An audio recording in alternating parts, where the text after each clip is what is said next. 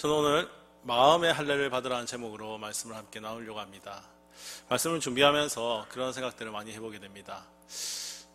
나는 과연 진짜일까 가짜일까 하는 그런 생각들을 하면서 오늘의 본문 말씀을 살펴보게 되었습니다. 얼마 전에 신문을 읽고 있었습니다. 기사의 내용은 대형 제과들의 횡포였습니다. 우리들이 잘 알고 있는 제과 회사들은 유명한 회사들이 몇 가지 있습니다. 오리땡, 롯땡, 해땡, 크라땡과 같은 그러한 큰 회사들이 있을 것입니다. 이러한 회사들이 입지가 있다 보니 후발주자들인 그 제과의 중소기업들은 시장 점유율을 높이는 것이 매우 어렵습니다. 그럼에도 수년간의 연구와 아이디어를 짜내고 고생한 결과 조금 히트할 만한 그러한 상품들을 만들어내게 됩니다. 그런데 조금 있으면 대기업들이 순식간에 그것을 모방해서 시장 점유율을 뺏어간다는 것입니다. 요즘엔 정말로 비슷한 제품들이 참으로 많습니다. 그 모양이나 포장만 봐서는 이것이 어디의 제품인지 알 수 없을 때가 있습니다. 그냥 포장만 보고 제품을 골랐을 경우에 제가 알던 그 제품이 아닐 때가 있는 것이죠. 때로는 그 이름마저 똑같은 그러한 경우도 있습니다. 오늘 그와 같이 비슷한 상품이지만 제품 내용이 다른 그러한 사람들에 대한 이야기가 오늘 본문에 기록되어 있습니다. 오늘 본문에서 바울의 요점은 상표는 물론 이름까지 속일 수 있다는 것입니다. 바울은 약삭빠른 마케팅에서 이용하는 속임수를 넘어서 더욱더 깊이 들어갑니다. 이름까지 가져다 쓰는 그러한 한 부류를 지금 이야기합니다. 하지만 상품 내용은 외양과 전혀 다른 것으로 판명되기도 합니다. 오늘 여기서 등장하는 상품은 하나님의 택한 백성, 곧 이스라엘입니다. 이 본문에서는 단수형으로 그들을 이야기합니다. 단수형인 당신이라는 호칭을 쓰는 것이죠. 오늘 본문 17절 말씀에 유대인이라 이름을 가진 내가 라고 시작을 하게 됩니다. 겉으로 드러난 상표, 곧 유대인 남성의 정체성을 말해주는 할례입니다. 바울의 요점은 할례라는 표는 이스라엘 민족에게 속한 유대인이라는 그 이름마저 속일 수 있다는 것입니다. 때때로 포장 안에 든 내용은 겉으로 드러난 그러한 표나 이름과 부합하지 않습니다.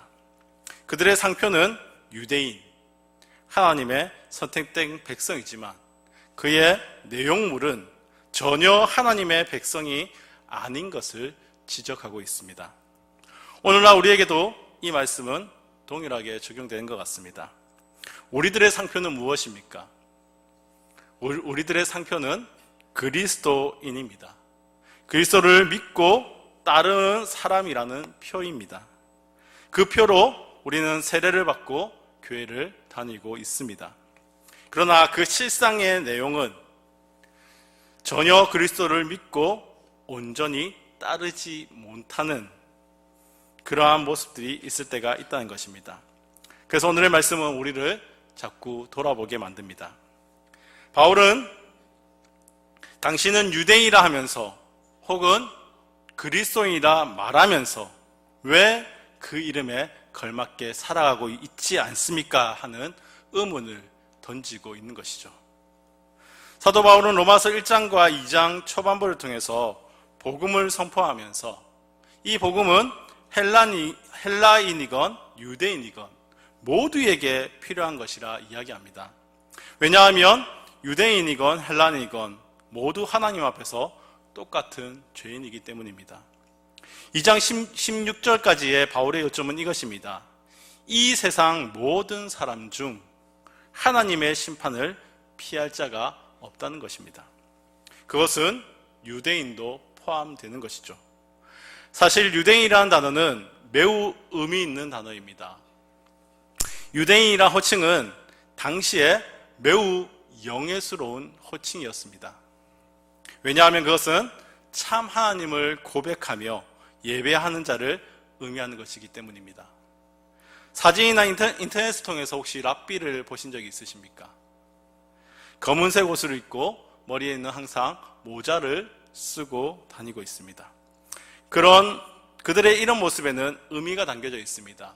그들이 쓰고 있는 이 모자를 쓰고 있는 그 행위는 여호와가 내 신이다, 여호와가 나의 하나님이다라는 그들의 고백을 그들의 삶의 형식을 통해서 보여주고 있는 것입니다. 이렇듯 유대인은 자신들이 하나님의 백성이라는 사실을 고백하면서 예배하는 자로서 자부심을 가지고 살아갔습니다. 그런 그들에게 사도 바울은 17절 말씀 초반부를 통해서 이렇게 말합니다. 유대인이라 불리는 내가 율법을 의지하며 하나님을 자랑하며. 무슨 소리입니까? 당신이 그 유명한 유대인입니까? 그럼 한번 따져보기를 원합니다 라는 뉘앙스를 지금 본문을 통해 이야기하고 있는 것입니다. 이걸 조금 바꿔서 말하면 이렇게 들을 수 있습니다. 당신이 그 유명한 그리스도인입니까? 그럼 한번 따져봅시다. 무엇을 따집니까? 유대인들이 자랑하는 율법과 할례를 따지는 것입니다. 먼저 율법에 대해서입니다. 18절에서 20절 말씀입니다. 율법의 교훈을 받아 하나님의 뜻을 알고 지극히 선한 것을 분간하며 맹인의 길을 인도하는 자요 어둠에 있는 자의 빛이요 율법에 있는 지식과 진리의 모범을 가진 자로서 어리석은 자의 교사요 어린아이의 선생이라 스스로 믿으니. 스스로 자랑하기를 율법을 가진 그들은 남을 가르칠 만한 자라. 우리는 가르칠 만한 자라 자랑하고 다닌다는 것입니다. 그러나 그런 그들에게 오히려 바울은 지적을 합니다. 21절 말씀이죠. 그러면 다른 사람을 가르치는 내가 내 자신은 가르치지 아니하느냐. 사랑하는 성도 여러분, 우리는 믿음을 잘 돌아보아야 합니다. 우리는 어떤 믿음을 가지고 있기를 바라십니까? 사도 바울은 지금 유대인들의 율법주의적 신앙을 지적하고 있습니다. 바로 그들의 마음을 지적하고 있는 것입니다. 22절에서 23절은 그런 그들의 마음을 지적하는 내용이 담겨져 있습니다. 도둑질하지 말라 선포하는 내가 도둑질하느냐? 간음하지 말라 말하는 내가 간음하느냐? 우상을 가증히 여기는 내가 신전 물건을 도둑질하느냐? 율법을 자랑하는 내가 율법을 범함으로 하나님을 욕되게 하느냐? 사실 우리는 유대인들이 어떤 사람인지 잘 압니다. 그들은 십계명을 철저히 외우고 이 십계명을 지키는 사람들입니다. 그들이 가장 경멸하는 것이 무엇인지 아십니까? 그들이 가장 경멸하는 행동은 간음하고 도적질하고 우상을 섬기는 것입니다. 그런 그들에게 바울은 지금 그들이 그러한 행동을 한다라고 말하고 있습니다. 어떤 의미입니까? 마음의 문제인 것입니다. 사실 간음하고 도적질하고 우상을 섬기는 행동은 모두 세상 사람들의 마음에서 나오게 됩니다. 권력에 대한 욕심, 쾌락에 대한 욕심, 물질에 대한 욕심, 이것이 우상 숭배로 또는 간음으로 나타나게 되는 것입니다. 그런데 사실 율법을 가진 너희도 같지 않느냐? 너희도 그 세상 사람들과 다르지 않지 않느냐라고 지적하고 있는 것이죠. 너희도 이러한 욕심으로 너희 안이 가득하면서 그래서 율법을 지키는 너희를 자랑하고 드러내면서 너희가 하고 있는 그 행동이 결국 그것을 자랑하고 드러내고 싶어하는 욕심이면서 뭐가 다르냐 하고 말하고 있는 것입니다. 실제로도 이런저런 편법으로 세상 사람들과 똑같이 살고 뭐가 너희로 가르칠 자격을 갖췄다라고 말하느냐라고 지적해서 이야기하는 것이죠. 사실 유대인이나 그리스도인이나 우리가 잊지 말아야 할 것이 있습니다. 우리가 어떻게 하나님의 백성이 되었는가 하는 것입니다. 전적인 하나님의 은혜로 무조건적인 그 사랑으로 그렇게 선택하여 주심에 의해서 주의 백성이 되지 않았습니까? 우리는 그 사랑과 은혜를 기억할 때 우리에게는 감사와 사랑이 일어나야 합니다. 율법을 지킨다는 것은 그 사랑과 은혜에 감격한 우리가 날마다 이런 율법도 지키지 못하는 나를 하나님께서 선택해 주셨구나. 그것에 감사하다 보면 그분의 사랑에 감격하여서 그분을 사랑하다 보면 저절로 이 율법이 지켜지는 결과라는 것입니다. 사람의 노력과 사람의 의지는 완전하지 않습니다. 그런 노력과 그 완전하지 못한 의지만으로 율법을 지킨다는 것은 매우 어려운 것입니다. 결국은 율법이 우리 스스로를 정죄하게 하고 또는 남을 정죄하는 도구로밖에 사용되지 못하는 것입니다. 사랑하는 성도 여러분, 우리에게 필요한 것은 도둑질하지 말라, 간음하지 말라, 이러한 문자를 지키는 행위가 아니라는 것입니다. 우리에게 필요한 것은 하나님을 사랑하는 것입니다. 이러한 나조차 사랑하시는 그분의 사랑을 깨닫는 것, 그분의 사랑을 깨닫고 그분의 사랑에 감사하며 그분을 나의 목숨보다 더 사랑하는 것, 그것이 우리에게 필요한 것입니다. 우리의 삶이 그분에 대한 감사와 사랑으로 이루어질 때 성령 하나님이 우리를 도우시고 이 감사와 사랑만 하게 될 때 말씀이 우리에게 저절로 지켜지게 된다는 것입니다. 오늘날 교회가 이런저런 소리를 많이 듣습니다. 마치 오늘날 우리 교회에게, 우리 한국 교회에게 오늘 본문이 이렇게 말하는 것 같습니다. 당신이 그 유명한 그리스도인입니까? 그러면 마치 24절의 말씀을 다시 한번 우리에게 읽어주는 것 같습니다. 하나님의 이름이 너희 때문에 이방인 중에서 모독을 받는도다. 율법을 가진 유대인들이 율법에 드러난 하나님의 사랑에 감사와 사랑이 없어 율법주의자들이 되어버리고 남을 정죄하는 자들이 되어버린 것처럼 오늘날 기독교가 제대로 자기 믿음을 지키지 못하기 때문에 율법적 종교가 되어버린 것은 아닐까요? 남에게 대한 잘못된 행동은 가르치면서 정작 우리의 모습에는 감사도 사랑도 찾을 수 없는 그러한 모습이 되어버린 것은 아닐까요? 그러한 모습이라서 우리 안에 하나님의 사랑이 드러나지 않아서 하나님의 이름이 모독을 받는 것은 아닐까 하는 그런 생각들을 하게 됩니다. 많은 사람들은 이야기합니다. 로마서는 믿음을 강조하고 야고보서는 행함을 강조한다라 이야기합니다. 그러나 이 두 가지는 떨어져서 이루어질 수가 없습니다. 행함을 강조하는 야고보서도 그 마지막은 기도를 강조합니다. 이 행함이 너희의 의지로 나오는 것이 아니고 하나님에게서 나오는 기도로서 얻어진다라고 교훈하는 것이죠. 마찬가지로 로마서도 그렇게 얘기합니다. 로마서 2장 10절 말씀에 선을 행하는 각 사람에게는 영광과 존귀와 평강이 있으리니 먼저는 유대인에게요 그리고 헬라인에게로다. 우리에게는 행함도 중요하다는 것입니다.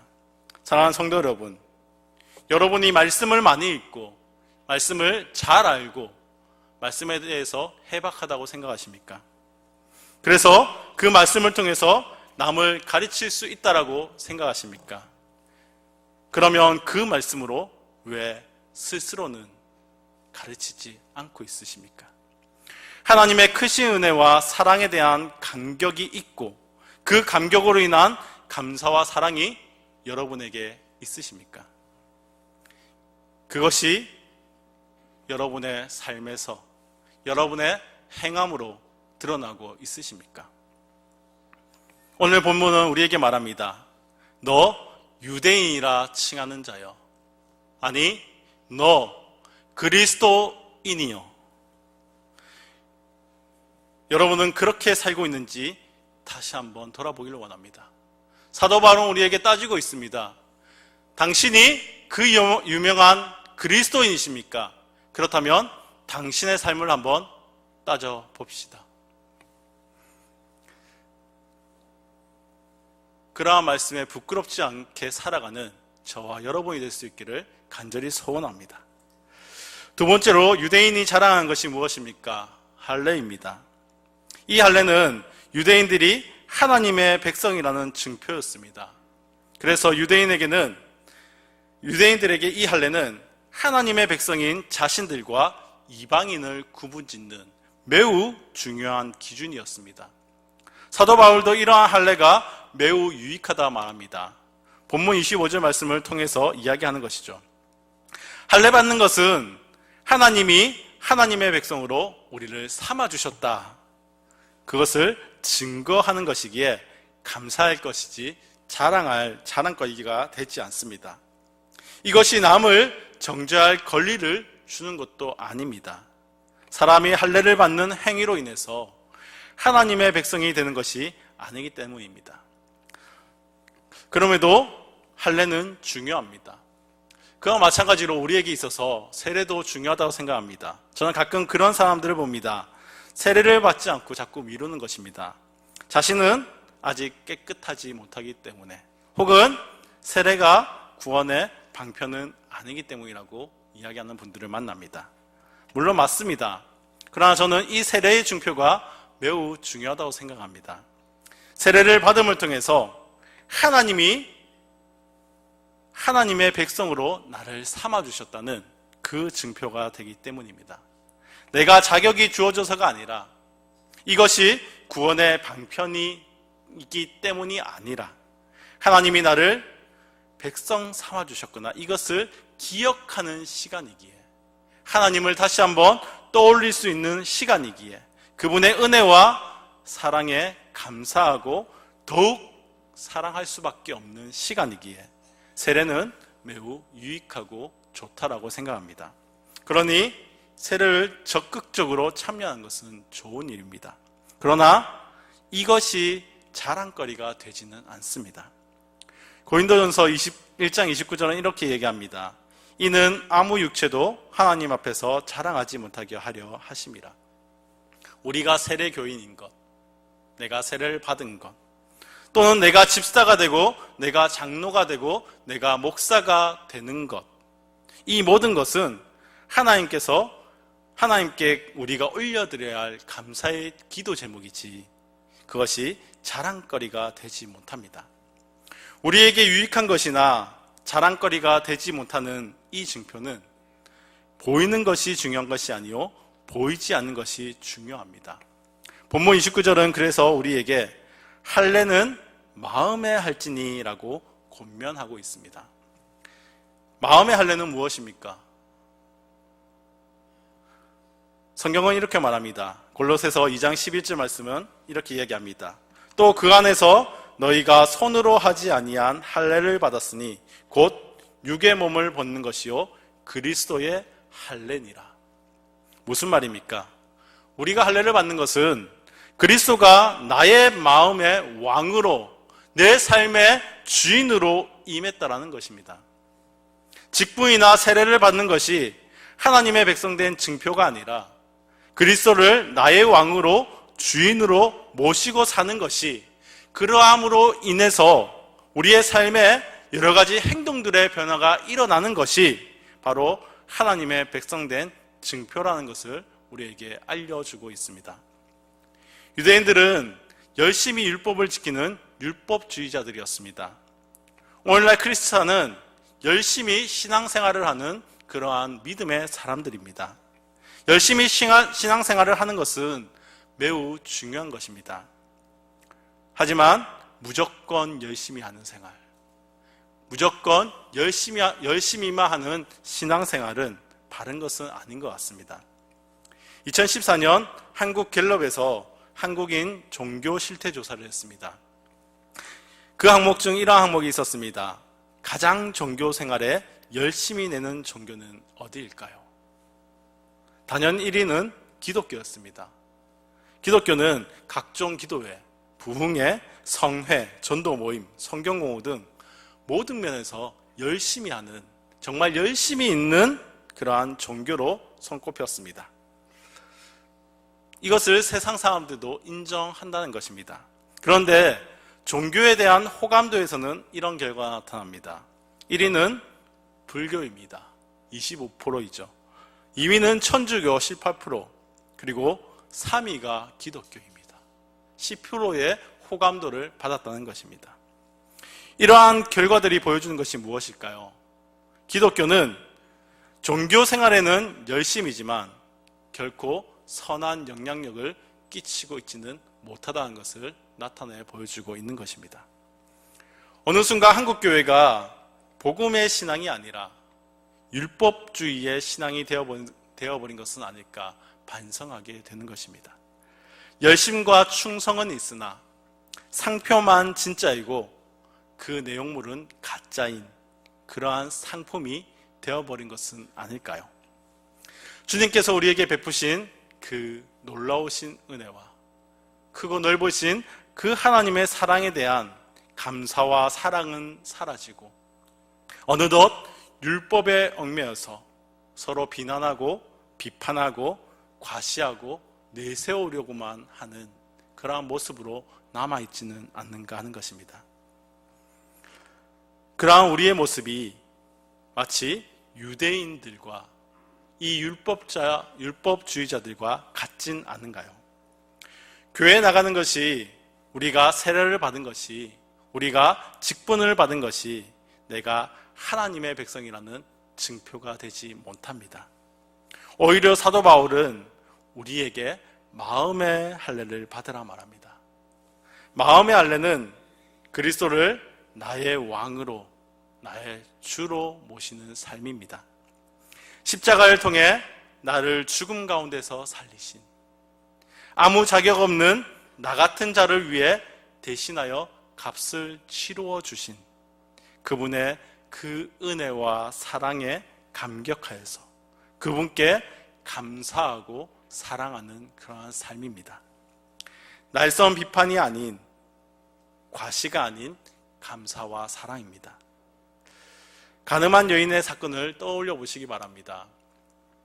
나도 너를 정죄하지 아니하노니 가라, 가서 다시는 죄를 짓지 마라. 이 여인은 그러한 예수님의 사랑과 은혜를 입었습니다. 그리하여 예수님의 제자가 됩니다. 그리고 그녀의 삶이 변화됩니다. 그로 인해 주님이 드러나게 되었던 것입니다. 정죄가 아닌 감사와 사랑이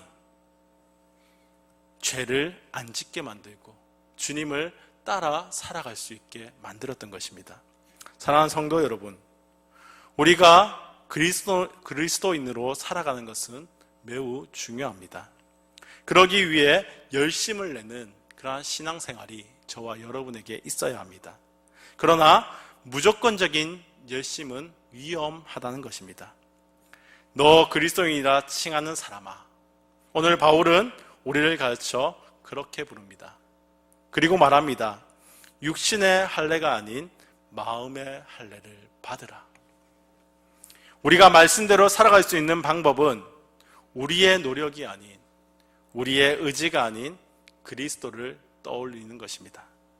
그분의 보혈의 은혜, 조건 없는 사랑을 다시금 상기하면서 그분의 은혜와 사랑에 감사하며 살면 되는 것입니다.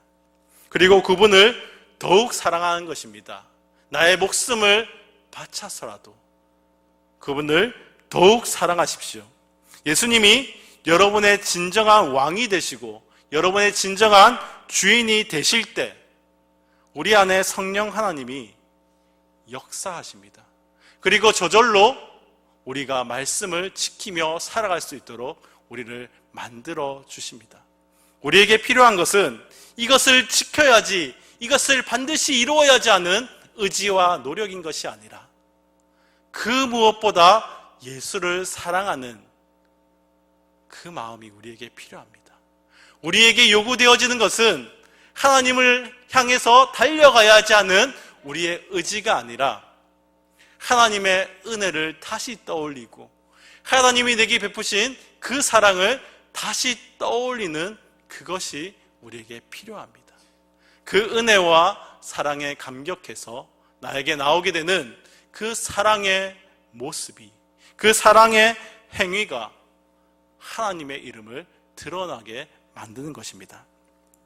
여러분의 모습을 통해서 세상 사람들이 여러분을 보고 예수 믿는 것이 좋은 것이구나, 저들을 바라보니 예수라는 분이 참 좋은 분이구나 하는 것을 보게 될 것입니다. 그저 예수를 바라보고 예수를 의지하고 주님이 주시는 마음이라면 순종하십시오. 그러면 여러분도 여러분의 삶을 보면서 놀라운 일들을 겪게 되는 일들이 일어나게 될 것입니다. 예수로 마음에 할례를 입으시는 그러한 우리 성도님들 되시기를 주님의 이름으로 축복합니다. 아멘. 함께 기도하도록 하겠습니다.